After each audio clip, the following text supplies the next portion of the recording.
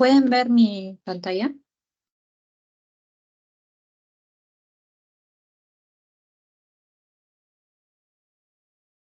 Sí, ya se ve. Ya, perfecto. Entonces, hoy día vamos a comenzar ya con la parte gastrointestinal, con lo que es abdomen. Entonces, como veíamos en tórax, para ver una placa de abdomen hay que ver que la placa, ¿verdad?, esté bien tomada y es una placa, como decimos, de calidad. Esto quiere decir que debería incluir parte de las cúpulas diafragmáticas, tanto del lado derecho o izquierdo, parte del pubis hacia la parte de abajo, toda la columna tiene que estar centrada y las paredes laterales del abdomen, ¿ok? Y siempre también ver que esté tomada adecuadamente, ver que las costillas obviamente sean simétricas a ambos lados, de igual manera las crestas ilíacas y igual parte del agujero obturador, que en este caso está recortado, no se ve, pero sí debería verse, ¿ok?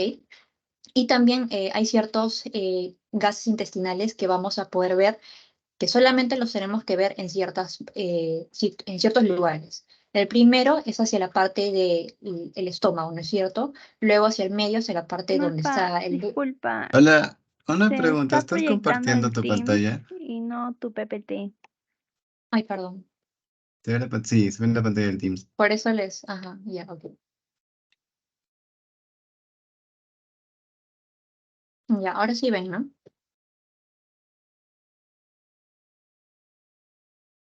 Sí, ahora sí. Ya, disculpen. Entonces, como les decía, hay que incluir siempre ambas cúpulas, tanto del lado como derecho e izquierdo. El pubis siempre se tiene que ver hacia abajo, tiene que estar incluido la columna central y obviamente siempre los lados de las paredes, ¿no es cierto? Entonces, se tiene que ver parte de las últimas costillas a ambos lados. Las crestas ilíacas también tienen que ser simétricas y el agujero obturador también tiene que verse. Y como les decía, los únicos gases que se ven en una placa normal de abdomen son, en primer lugar, ay, perdón, el gas del abdomen, del estómago, perdón, hacia la parte del centro, parte eso, ¿no?, del gas del bulbo duodenal y hacia abajo también un poco del gas del recto, ¿ok? Y también hay que recordar algunas diferencias entre lo que es el intestino delgado y el intestino grueso. Entonces, cuando tenemos el intestino delgado, siempre obviamente va a estar hacia la parte del centro, ¿verdad? Y en este caso, las válvulas conniventes, que son estas de acá, vamos a ver que van de un borde hacia el otro, ¿no es cierto? Están completando todo y son de forma continua. En cambio, en el intestino grueso, no, el intestino grueso siempre va a estar hacia la parte periférica y en este caso, las austras que no se van a ver pues que llegan hasta el otro borde, no van a ser de forma separadas. Entonces, cuando yo pido una radiografía de abdomen, generalmente para ver todo lo que es gas en el intestino, para ver si hay algún cuerpo extraño o gas dentro del peritoneo, evaluaciones postquirúrgicas, ver si es que hay ilio, ver el paso del intestino, del colon y algunos cálculos, ¿no? En general, a términos, hablando de abdomen agudo, que es esta primera clase, siempre el examen de elección va a ser la radiografía en bipedestación, ¿ok? Entonces, como yo sé que es una radiografía tomada en bipedestación y no en decúbito supino, si se dan cuenta, el fondo gástrico, la burbuja de aire, se va a ir hacia arriba, ¿no es cierto?, por la gravedad. Entonces, a diferencia del decúbito supino, que estoy viendo que la burbuja está yéndose hacia abajo, ¿no? Porque en este caso el fondo se está yendo hacia atrás y el cuerpo y el antro se están yendo hacia adelante. Entonces, la bipedestación en general es el examen de elección para todos, sobre todo para lo que es ascitis, perforaciones, masas intraabdominales, hilio y complicaciones postquirúrgicas. Pero el decúbito supino, si es que no puedo tomarlo en bipedestación, también me sirve para ver mejor lo que es, por ejemplo, las obstrucciones del intestino, las calcificaciones, las neoplasias y para mis estudios de contraste, sobre todo el intestino delgado. Luego tengo esta otra proyección que es el decúbito dorsal con rayo horizontal, ¿cierto? O sea, el rayo va perpendicular que se toma solamente cuando el paciente no puede pararse o no puede moverse, ¿ok? Entonces, en este caso me sirve para ver todo lo que es gas, ¿no es cierto? Ya sabemos que el gas siempre, por gravedad, se va a ir hacia arriba y el líquido siempre se tiene que ir hacia abajo, ¿no es cierto? Para ver todo lo que es neumoperitoneo. Y como siempre decimos, ¿no? Siempre se tiene que ver la parte anterior del abdomen y las cúpulas diafragmáticas también se tienen que ver, ¿no? Que en este caso son estos. Luego tengo el decúbito lateral con rayo tangencial. Esta me sirve cuando quiero ver aire que no he podido ver en mi decúbito dorsal, ¿ok? Entonces, para esto me sirve ver mejor todo lo que es de repente un peritoneo, o de repente igual mi paciente no puede ponerse de pie, no puede rodar, etcétera. E igual siempre la parte lateral tiene que estar incluida y también el gas intestinal se tiene que ver no borroso porque obviamente está el movimiento respiratorio. Entonces, otra cosa que tenemos que diferenciar es las placas normales de los niños de los adultos. Como ya hemos dicho, en los adultos solamente hay gas en los lugares que les he mencionado, pero en el niño no. En el niño siempre va a haber mucho aire y esto va a ser normal, que me va a dar este aspecto como si fuera varios polígonos o como le dicen un panal del intestino, ¿ok? Eso es totalmente normal. Entonces, ya entrando a las patologías, primero tenemos lo que es el ilio, que es la obstrucción del intestino por una falta de propulsión, ¿ok? Entonces, esta es una de las ingresos más frecuentes a lo que es la emergencia y siempre mi examen inicial va a ser mi radiografía, ¿no es cierto? Entonces, lo que yo voy a ver es que todas mis asas en general van a estar dilatadas y en algunos casos yo puedo ver esto, niveles hidroaéreos, ¿no es cierto? Agua hacia abajo y el aire hacia arriba. Y generalmente como puedo ver, el intestino va a tener un diámetro mucho más grande que incluso el tamaño de las vértebras. Por eso yo puedo también decir que obviamente está dilatado. Luego tengo, ya clasificando el ilio, tengo en primer lugar lo que es el mecánico, ¿no? Que generalmente me va a dar estas imágenes que generalmente vienen a ser ordenadas, ¿no es cierto? Yo puedo ver más o menos por dónde están siguiendo su recorrido, igual va a haber dilatación de las asas y generalmente las válvulas conniventes que les decían, que van de borde a borde, se ven perfectamente, ¿no es cierto? Ustedes pueden ver y las pueden seguir hasta el otro lado. Eso me indica que es intestino delgado, ¿ok? También puedo ver niveles hidroaéreos, ¿no es cierto? A veces también puedo ver un poco de líquido formando el tercer espacio. A veces el intestino delgado va a formar como una U hacia abajo, ¿ok? Eso también me puede indicar que hay un hilio. Y también puedo ver signos de lucha, ¿no? Quiere decir que hay una gradiente que me está diferenciando de la parte que está funcionando de la parte que no lo está haciendo, ¿ok? Entonces, cuando esta gradiente trata de luchar contra este hilio, llega un punto en el que ya no va a poder más y ya se va a agotar, ¿ok? Entonces, esto ya se ve en los casos más severos. También otro punto importante es que yo puedo ver el signo del pilas de moneda, que ahorita no se ve en la imagen, pero se van a ver como un montón de monedas así apiladas, ¿ok?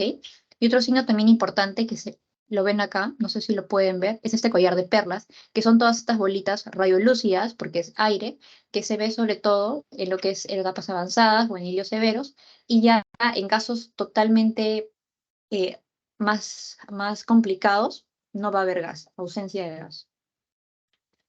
Luego tengo lo que es el hilio adinámico o metabólico, ¿no? Que es porque hay una parálisis del intestino, eh, ya sea delgado o grueso, ¿no? Entonces, acá generalmente viene a ser intestino grueso. Por eso que las imágenes yo las voy a ver desordenadas, a diferencia de la anterior, que eran más ordenaditas, ¿no es cierto? Y la distensión va a ser de forma generalizada, ¿ok? Entonces, generalmente, este intestino grueso afectado, yo no voy a poder distinguir dónde comienza y dónde termina, ¿no? Eso me ayuda a diferenciarlo de la obstrucción del intestino delgado, que sí yo puedo diferenciarlo. Y acá tampoco, como ustedes pueden ver, no veo niveles hidroaéreos y tampoco voy a ver peristaltismo. Luego tengo lo que es el hilio suboclusivo, en la que yo voy a ver esta dilatación de mis asas intestinales y también voy a ver gas del colon, ¿no es cierto? Y en el oclusivo, ya generalmente acá veo menos aire. Este es el asa de la U invertida que les decía. También a veces puede ver el collar de perlas, que ya lo hemos visto, los signos de lucha de la gradiente y cuando es específicamente el vólvulo sigmoides, que es este de acá, me da este signo muy característico, muy preguntado, que es el signo del grano del café, ¿ok? Luego tengo lo que es el hilio localizado. Acá yo voy a ver solamente un asa o dos hasta tres centinelas, así se le llaman, ¿ok? En cambio, en el generalizado yo voy a ver varias asas que están distendidas, tanto del delgado como del grueso. También puedo ver niveles hidroaéreos. Y siempre en ambos, ya sea localizado o generalizado, voy a poder ver aire en el recto y en parte del sigmoide. Luego tengo lo que es la invaginación, que es cuando una parte del intestino se mete dentro de otra por un movimiento peristáltico.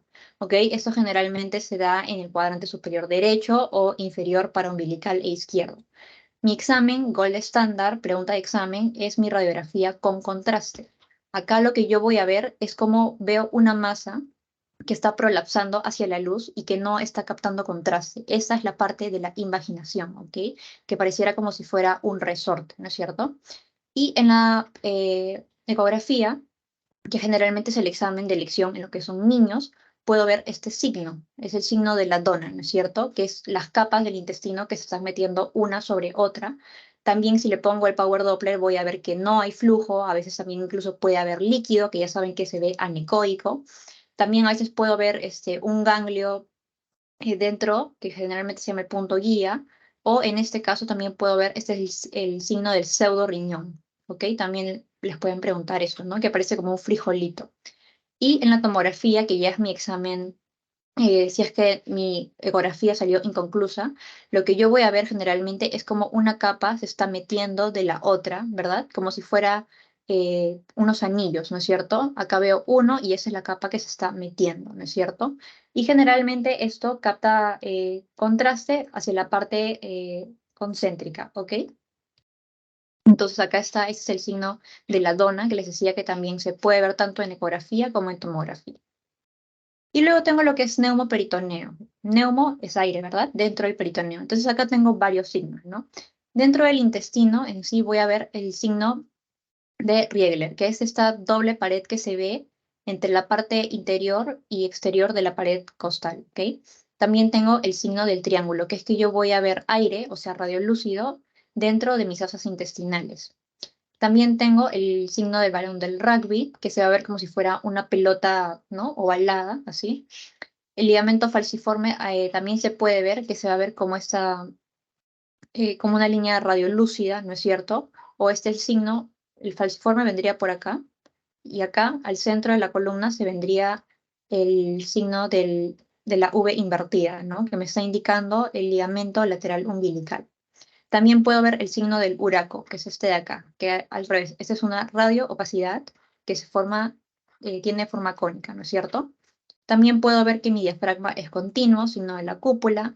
A veces el ligamento redondo del hígado también puede estar fisurado, o puedo ver incluso una normalidad en el reborde hepático. También puedo ver aire en el espacio hepatorrenal, que se le conoce como el signo de Morrison, porque ese es el espacio anatómico, ¿no es cierto? Y en niños, generalmente, el hígado algunas veces se puede ver más radiolúcido, ¿ok? Y también a veces alrededor de la porta también puedo ver aire.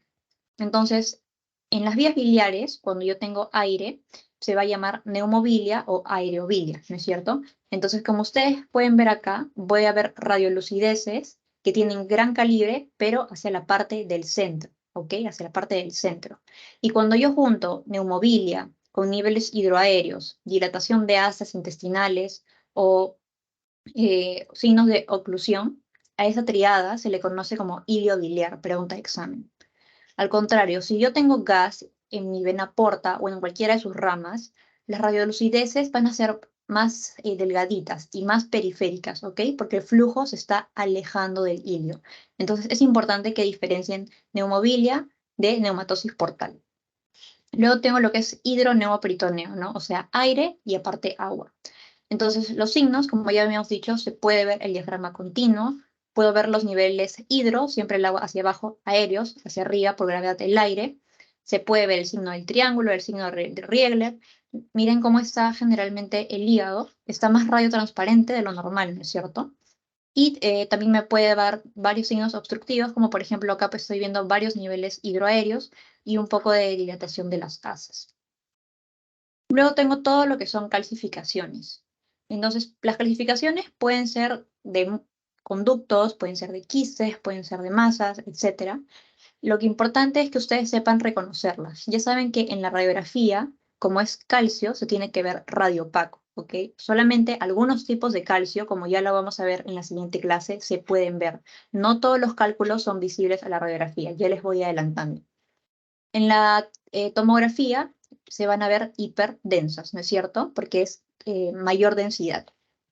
Y en la ecografía, ustedes ya saben que todos los cálculos se van a ver hiperecoicas, mayor ecogenicidad, y siempre me tienen que dejar esta sombra acústica posterior, siempre de cajón, si no, no puedo decir que es cálculo en ecografía.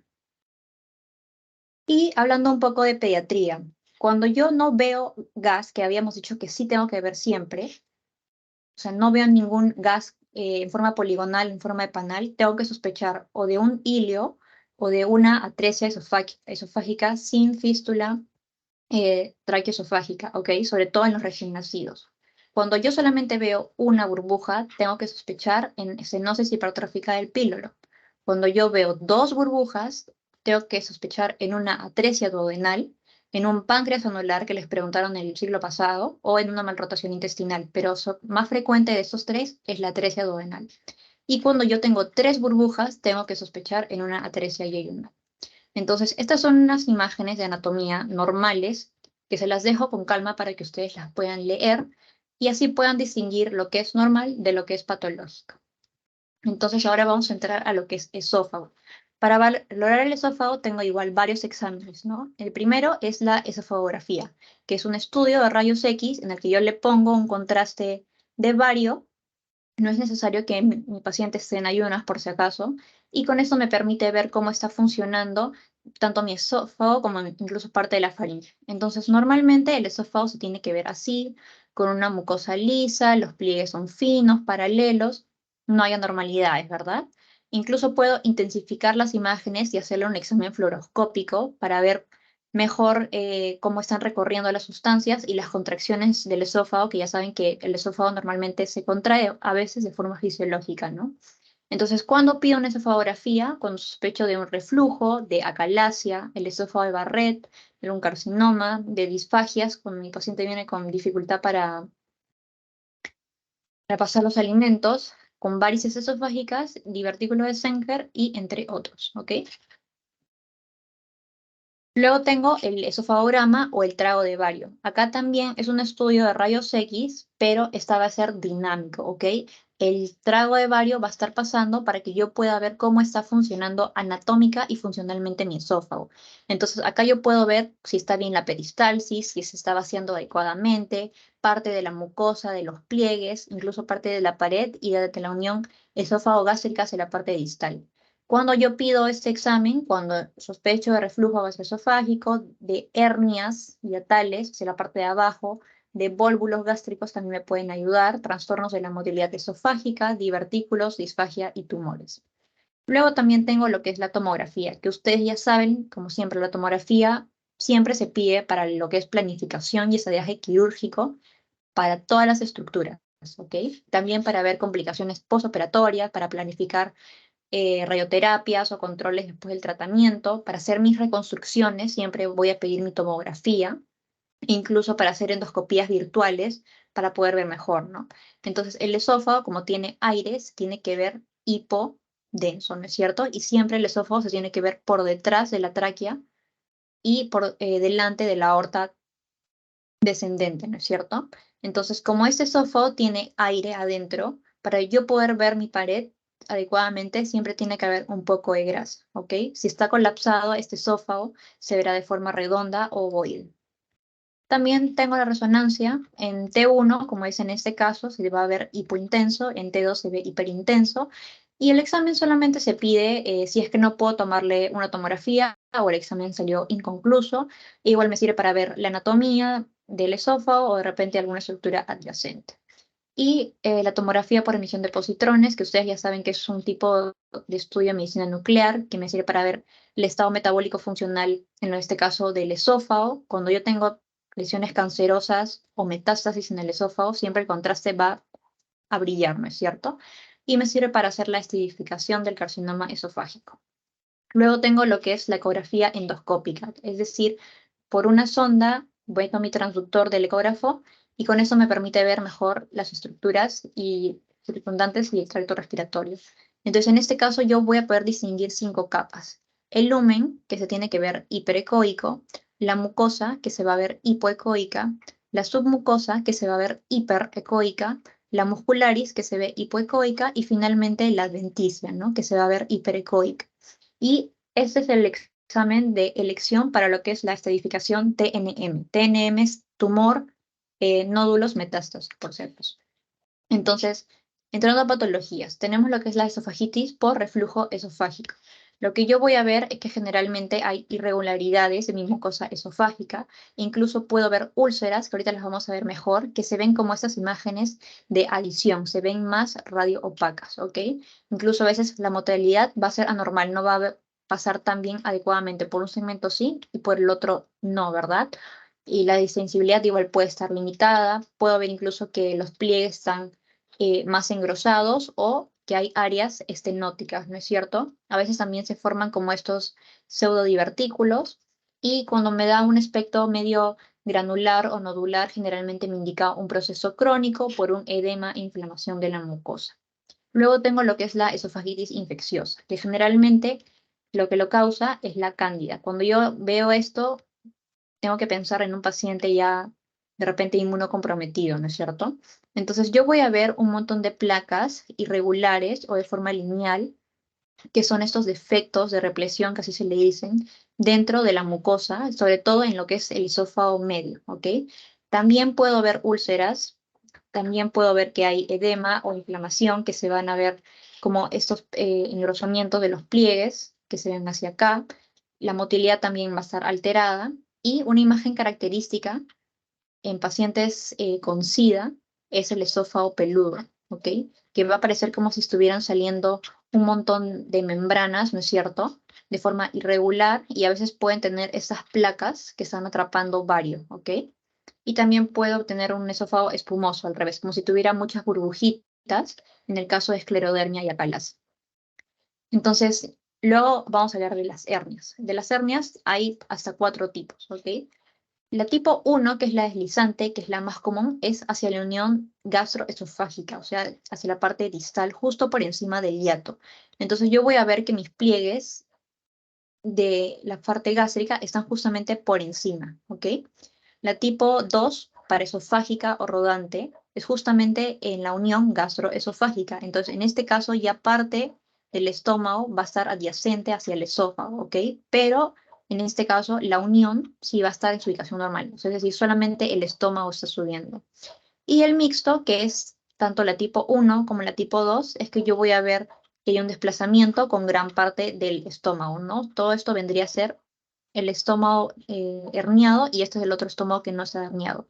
Y el tipo 4 ya es cuando, aparte del estómago, se hernian de repente intestinos, otras vísceras, etc. Y a la radiografía, como habíamos visto en la clase de mediastino, solamente se va a ver como una radiopacidad por detrás del corazón que tiene un nivel hidroaéreo. Luego tengo lo que son los divertículos, que son invaginaciones que se forman por debilidades de la pared del esófago. Entonces, hacia la parte de arriba tengo el divertículo de Senger, que se forma entre el músculo cricofaringio y el tirofaringio. El divertículo de Killian, perdón, este es el de Senker y este es el de Killian Jamison, justo por debajo del crico, ¿no es cierto? Hacia la parte media tengo de 2 tipos, los divertículos de tracción o verdaderos, porque están involucrando todas las capas del esófago, generalmente se deben a procesos fibróticos, cicatriciales o inflamatorios, o de repente tengo los divertículos por pulsión o falso, porque estos solamente están incluyendo mi mucosa o mi submucosa, ¿ok? Y generalmente como la presión intraluminal está aumentada, por eso están saliendo. Y por último, los divertículos inferiores o epifrénicos que están justo por encima del diafragma, ¿verdad? Esas son las cúpulas y justo está ahí por encima. Ahora tengo lo que es acalasia. La acalasia es cuando mi peristaltismo no está funcionando adecuadamente a predominio de la parte distal, que está haciendo que el esfínter esofágico inferior no esté funcionando adecuadamente. Entonces, por eso es que se va a generar una estasis y se va a generar esta dilatación del esófago que se va a ir constriyendo hacia la parte distal, terminando en una forma cónica. A esta forma cónica, con esta dilatación, se le conoce como el pico del loro, pregunta de examen, ¿ok? Y en algunos casos también puedo ver que parte de la mucosa se pierde, ¿no es cierto? Generalmente ya por procesos más crónicos. Entonces, eso de hecho que les van a preguntar. Luego tengo un poco de lo que son tumores benignos, ¿no? Los tumores benignos generalmente, si son mucosos, se van a ver como este efecto de represión, que es como si le quitaran, ¿no es cierto?, el vario, que están interrumpiendo, ¿no es cierto?, los pliegues. Y en los submucosos también se pueden ver como estos efectos de represión, que son de bordes bien delimitados, y que están cubiertos de la mucosa normal, ¿no? También podemos tener lipomas, hemangiomas, amartomas, pero esos son ya menos raros.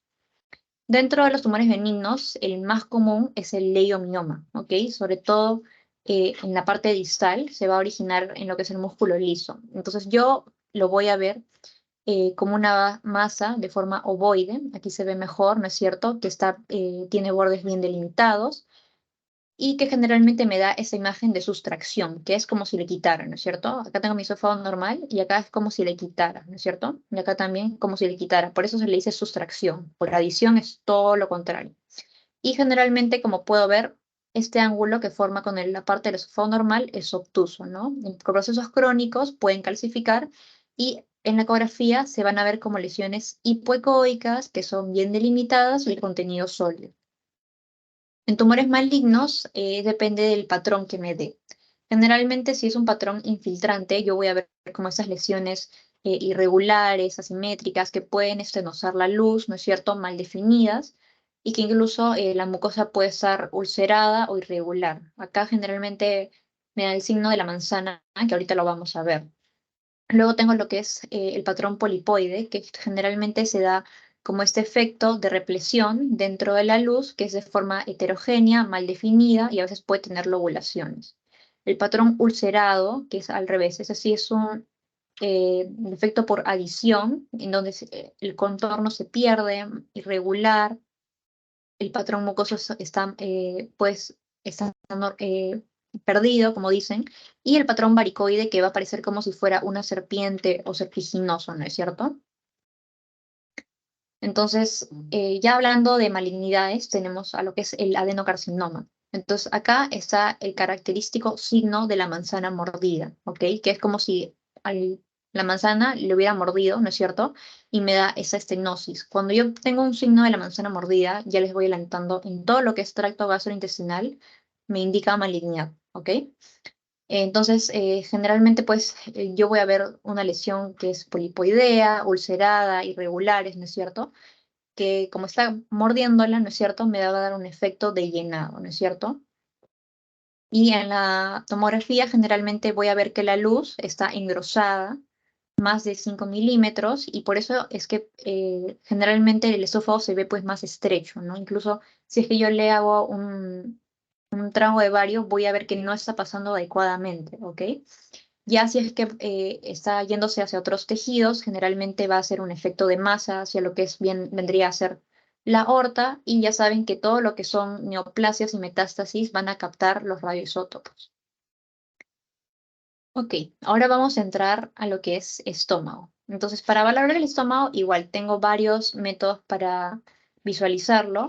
En primer lugar, tengo lo que es la ecografía, en donde yo voy a poner mi transductor, en este caso convexo, porque ya saben que el transductor convexo me sirve para ver cavidades más profundas, ¿no? Como en este caso el estómago.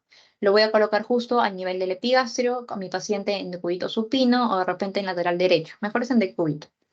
Entonces, para ver el antro, generalmente se coloca el estómago, este viene a ser el hígado, ¿no? El estómago siempre va a estar justo por debajo del lóbulo izquierdo, siempre va a estar anterior al cuerpo del páncreas, que vendría a ser este, a lo que vendría a ser la aorta abdominal, que vendría a ser esta de acá, y a la arteria mesentérica superior, ¿no es cierto?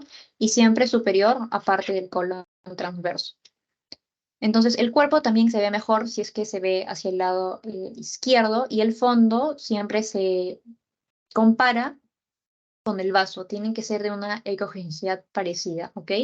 Con mi transductor siempre a la izquierda, ¿no es cierto? Entonces, ¿cómo yo puedo saber si es que es un examen en ayunas o después de las comidas? En ayunas me va a dar este signo del target o el ojo del buey, ¿no es cierto?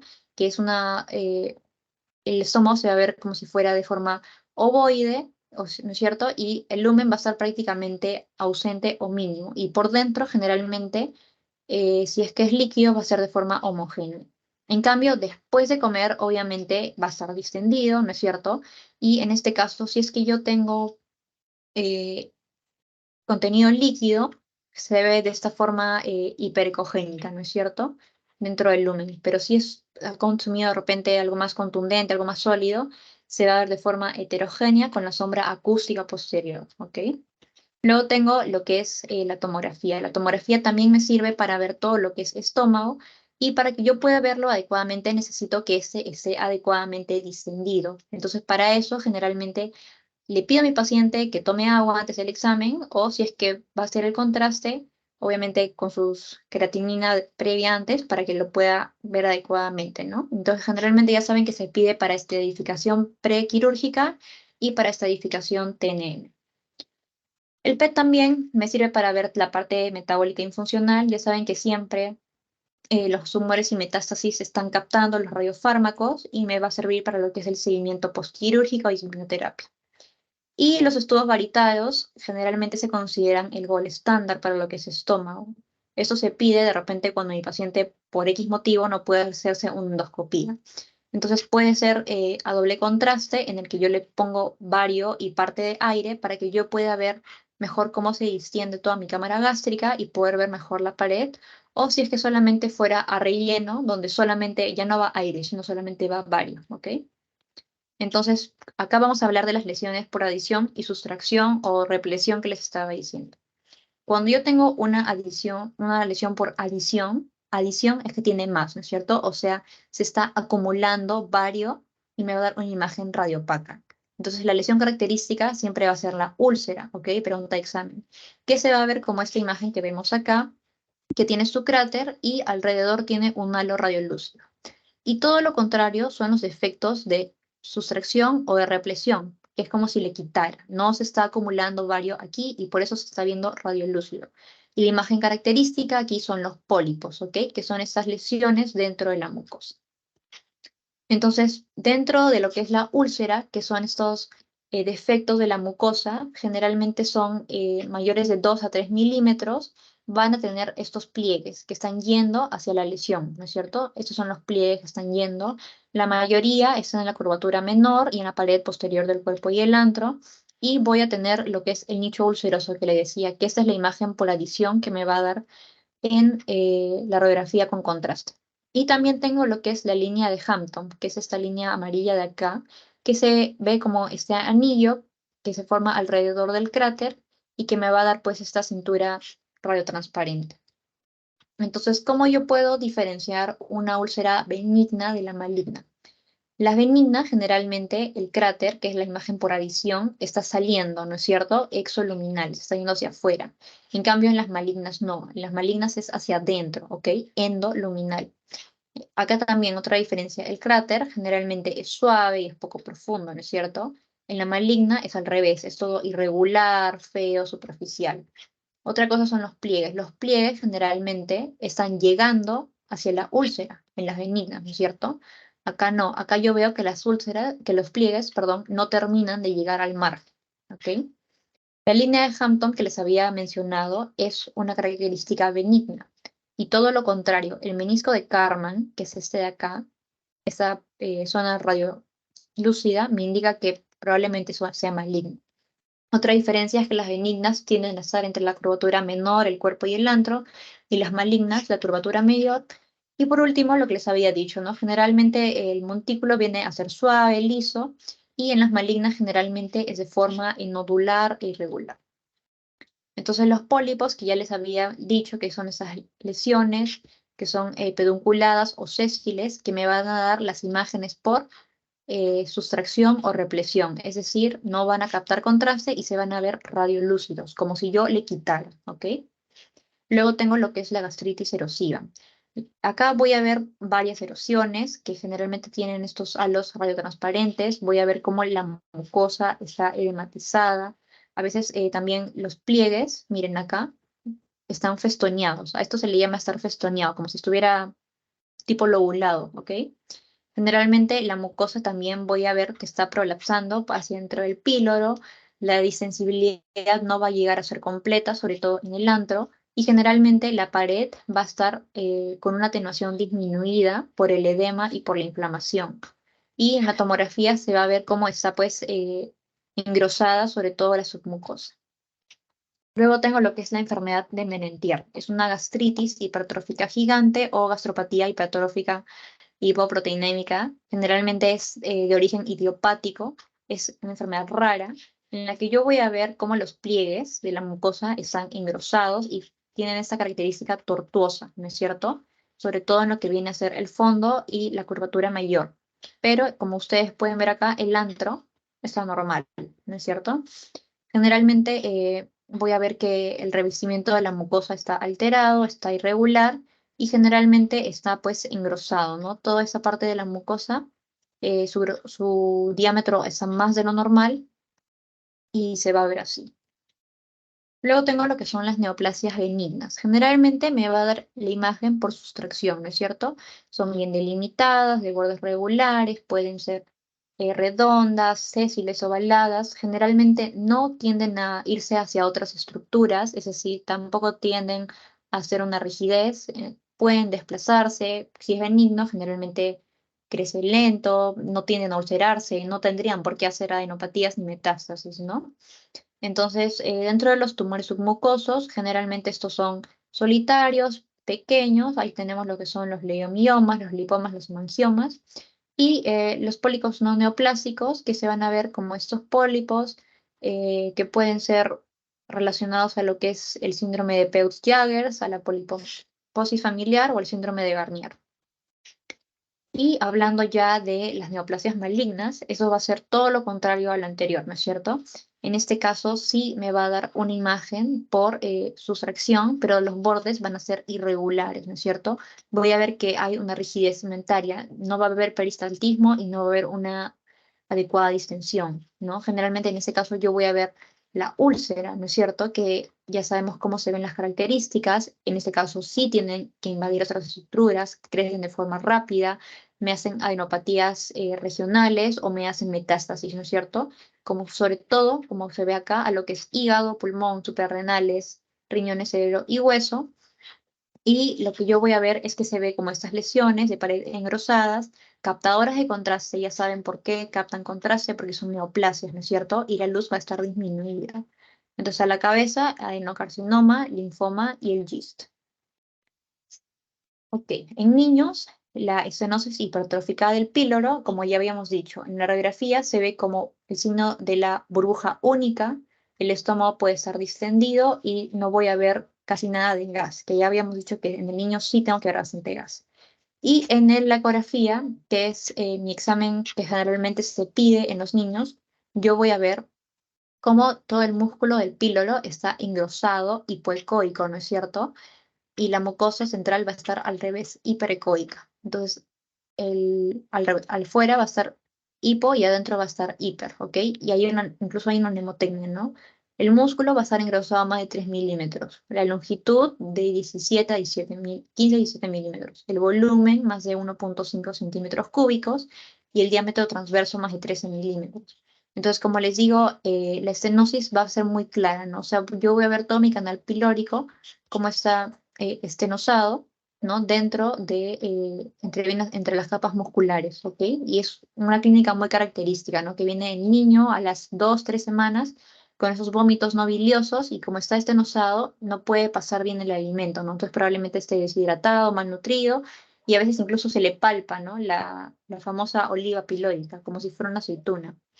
Y a la fluoroscopía generalmente voy a ver este signo de lo que viene a ser el hombro, ¿no es cierto? Que parece como si fuera la parte de acá del hombro, que se va a ver como esta píloro que va a estar captando contraste. También puedo ver las ondas peristálgicas como si fuera una oruguita.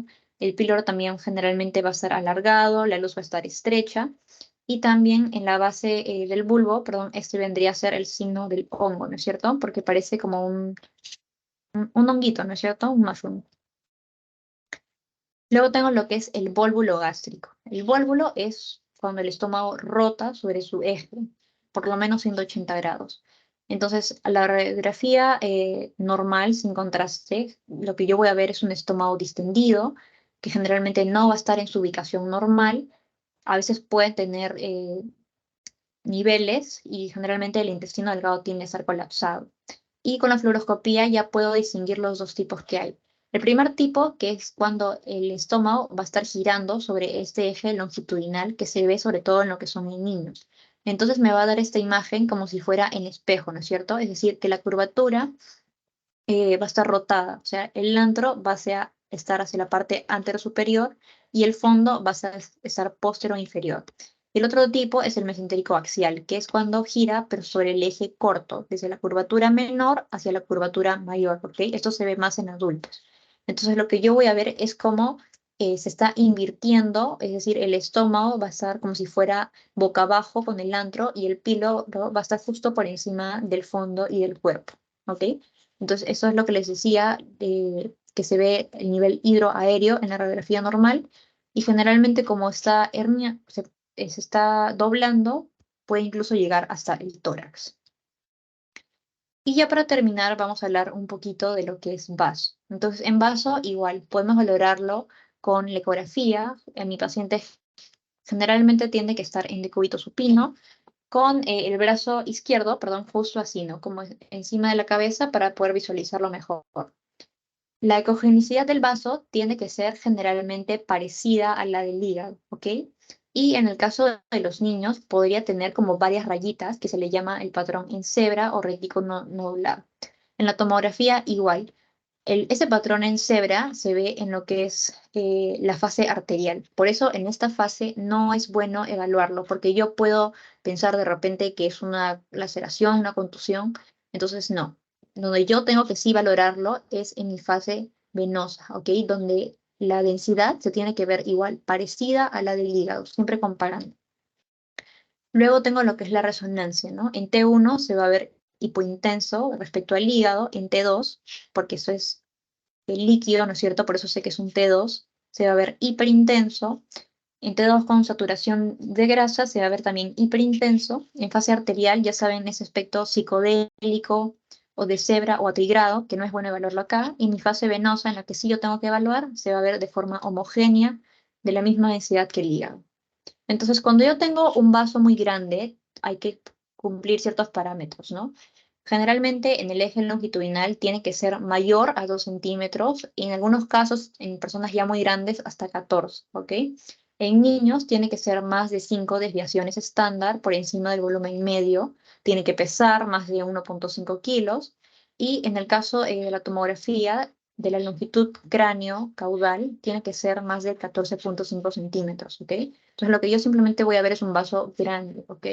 Y obviamente al examen clínico yo lo voy a palpar incluso por debajo del ombligo, hasta la pelvis, o incluso se puede ir hacia el otro lado de la línea media. Luego, comenzando con otras lesiones, tenemos lo que son los pseudoquistes o quistes secundarios. Estos son bastante comunes, generalmente son lesiones adquiridas que van a estar delimitadas por una pared epitelial verdadera. Generalmente se deben por algún traumatismo, infartos o inflamaciones. Entonces, como es quiste, ya sabemos que en ecografía se va a ver como una lesión de bordes bien definidos, puede estar contenido anecoico generalmente, porque es líquido, pero si es que tuviera restos hemáticos, en el caso de los infartos, va a ser de forma heterogénea, ¿ok? Por los secos. Y en la tomografía igual, voy a ver como una lesión hipodensa, que es bien delimitada, bordes delgaditos, que generalmente no pueden tener cierta calcificación en la pared y que como es una lesión benigna, no capta contraste, ¿ok? El quiste epidermoide, el quiste epitelial o el quiste primario también es otro tipo de quiste que se va a ver como una lesión unilocular de paredes finas, que en la ecografía yo lo voy a ver como esta lesión, generalmente como es quiste, ya saben, anecoica, de repente hipoecoica, si es que tuviera por ahí algunos desechos, y que generalmente de bordes bien delgados no tienden a calcificar y me pueden dejar esta sombra, porque ya saben que lo que es agua me da la sombra posterior, ¿no es cierto? A diferencia del cálculo, que me da la sombra acústica. En la tomografía, igual, se va a ver parecido al anterior, como una lesión de baja densidad, bien delimitada, paredes delgadas, que generalmente no tiende a captar contraste y a veces la pared puede calcificar en procesos más crónicos. Y en la tomografía, en T1 se va a ver hipointenso y en T2, como es líquido, ya saben que se va a ver hiperintenso. Luego tengo lo que es el quiste hidatídico, ¿no? Ya saben que se produce por la contagio por el equinococo granuloso, clásico al paciente que les va a poner que vive en la en la sierra o que trabaja con animales, que aparte, como está en el hígado, generalmente también tienden a estar en el tórax, entonces va a venir con tu bomba hidratídica, etcétera, etcétera, ¿no? Entonces, hay varios tipos, ¿no? Generalmente, si es un quiste simple, como el anterior, como el que acabamos de ver, si es septado, se van a ver los septos por dentro, si es que tiene varios hijitos alrededor, si es calcificado hacia la pared o si es que se rompe, se le llama complicado. Luego tengo lo que es el absceso. El absceso es una colección en la que hay inflamación, ¿no es cierto? Generalmente por una infección. Entonces, los abscesos que se forman en el vaso me indican que hay un proceso inmunodeprimido, porque acuérdense que en el vaso es donde se forman los linfocitos B, el sistema inmune, etcétera, ¿no? Entonces, cuando yo veo una lesión así, tengo que de repente sospechar de repente en candidiasis, en un VIH, etcétera. Entonces, los abscesos, ya les voy adelantando, en general, en la ecografía se ven similares en todos los órganos, que yo lo voy a ver como una lesión, como se ve acá, mal definida, que tiene contenido hipoecoico, a veces puede tener los ecos por interno, a veces tienen tabiques o tienen burbujitas de gas, que se va a ver como el efecto de reverberancia. Y en la tomografía igual, voy a ver como una lesión hipodensa que puede ser heterogénea, ¿no es cierto? Y que con el contraste generalmente lo capta de forma periférica, ¿ok? Y que si llegan a ser muy grandes pueden generar derrame en la cavidad abdominal o en la pleura también. Luego tengo el hemangioma o malformación cavernosa. Esta es una lesión focal más común después de los quistes y es una lesión benigna. En la eco la voy a ver como esta lesión hiperecogénica que generalmente no capta flujo por dentro, ¿no es cierto? En la tomografía lo voy a ver como una lesión hiperdensa que puede captar contraste centípedo y que generalmente si es que es más grande lo va a captar de forma más lenta, más incompleta y más heterogénea. Y en la reso, generalmente en T1 se ve iso o hipointenso, en T2 se va a ver hiperintenso, y cuando capta contraste igual es de forma centrípeta, y si es que ya es en fases más tardías, lo va a hacer de forma homogénea. Luego tengo lo que es el linfoma, ¿no? Y ya saben que el linfoma, como justamente ataca el sistema inmune, sí lo puedo encontrar frecuentemente en el vaso, ¿ok? Entonces es relativamente común, es de forma secundaria. En la ecografía generalmente se van a ver como lesiones delimitadas, generalmente hipoecoicas grandes, y si es que ya de forma difusa, solo voy a ver la esplenomegalia, que es lo que habíamos visto. Pero en la tomografía yo lo voy a ver como un hígado que generalmente está de tamaño aumentado, con un montón de lesiones hipodensas, ¿no es cierto? Que obviamente captan contraste porque es una neoplasia y que si es que hay calcificaciones, generalmente se ven aparte del tratamiento. Y cuando yo ya veo esta lesión, siempre tengo que buscar metástasis, ¿no es cierto? Metástasis hacia otros tipos de órganos, sobre todo lo que es hígado, como se ve acá. El angiosarcoma es un tumor raro, es una neoplasia maligna, eh, no hematolinfoide, que en la ecografía se va a ver como esta lesión heterogénea que tiene componente tanto quístico como componente sólido y que generalmente tienden a tener vascularización. Y en la tomografía generalmente lo voy a ver como una lesión hipodensa, heterogénea, porque está conteniendo necrosis y hemorragia, que es mal delimitada, y a veces incluso puede estar aumentado el tamaño del vaso, y que generalmente, como se ve acá, el contraste que lo capta es hacia la periferia, ¿no es cierto? Mal definida e irregular. Luego tengo lo que es la hipertensión portal, que es cuando mi presión venosa hepática está aumentada más de 5 milímetros de mercurio. Entonces, lo que yo voy a ver generalmente es que mi vena porta, mis vasos mesentéricos, como se ve acá, van a estar dilatados, las venas paraumbilicales también, estos vasos van a estar captando contraste, se van a formar las varices, ¿no? Las famosas colaterales. El vaso, obviamente, miren, va a estar bastante grande, ¿no es cierto? Y incluso puede generar derrame o ascites. Luego tengo lo que es el infarto esplénico. En este caso, yo de frente tengo que pedir mi tomografía, ya saben, en fase venosa y en fase arterial ya saben por qué no. Entonces, en fase hiperaguda, generalmente se va a ver como lesiones hiperdensas, moteadas por la hemorragia. En fases crónicas, el infarto va a disminuir de volumen, ¿no es cierto? Porque hay una fibrosis Incluso el vaso puede hipertrofiarse y si es que licúa puede quedar como que un tipo quiste. Entonces hay varios tipos en cuña, como es el que ve acá. Si es que es global, todo, o también generalmente si es que es hipodenso no captador. Y por último, la poliesplenia o los esplenúnculos, ¿no? Son varios vasitos que se forman por X motivo, que como son vasos, entonces yo lo tengo que ver de una densidad o ecogenicidad, dependiendo del examen, similar al vaso, generalmente alrededor de esto, ¿no es cierto? Incluso a veces los pequeñitos pueden ser un poquito de menor densidad, ¿ok? Pero si es que de repente a veces se encuentran por otros lados, pero generalmente tienden a estar, ¿no es cierto?, alrededor del vaso, ¿no? Este es mi vaso normal y acá veo mi esplenúnculo. Entonces, eso sería todo por hoy. No sé si tienen alguna pregunta.